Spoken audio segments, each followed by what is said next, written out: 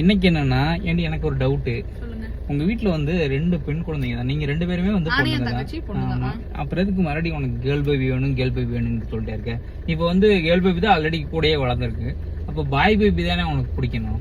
நியாயப்படி பார்த்தா அதான். எங்க அப்பா அம்மாக்கு வந்து 2மே பொண்ணு, அதனால எங்க அப்பா அம்மாக்கு வந்து பையன் பிடிக்கும். எங்க அப்பா அம்மா எல்லாம் வந்து பையன் பிறந்ததுல பயங்கர அதீதமான சந்தோஷம். எனக்கு ஏன் நான் கேர்ள் பேபி வேணும் அப்படின்னு சொல்றேன் அப்படின்னா, ஒரு பொண்ணுமே வந்து அவளுக்கு பிடிச்சத பண்றதுக்கு இந்த உலகத்துல எவ்வளவு போராடிட்டு இருக்கா அப்படிங்கறது அந்த பொண்ணுக்கு மட்டும் தான் தெரியும். ஒரு பொண்ணுகிட்ட போய் கேட்டு பாருங்க, நீங்க வந்து உங்களுக்கு பிடிச்ச ப்ரொஃபஷன்ல தான் இருக்கீங்களா, உங்களுக்கு பிடிச்சதா நீங்க உங்க வாழ்க்கையில பண்ணிட்டு இருக்கீங்களான்னு கேட்டா கிடையாது. நான் சில விஷயங்கள் மிஸ் பண்ணிருப்பேன்ல, அதெல்லாம் என் பொண்ணுக்கு கொடுக்கணும் அப்படின்னு எனக்கு ஒரு ஆசை. என்னை நம்பி எங்கேயுமே விட மாட்டாங்க, எப்படி சொல்றது, பயப்படுவாங்க, அந்த மாதிரி நிறைய இருக்கும். எனக்கு வந்து ஃப்ரெண்ட்ஸ் கூட போகணும்னு ஆசை இருக்கும், ஒரு ஃப்ரீடமே இருக்காது.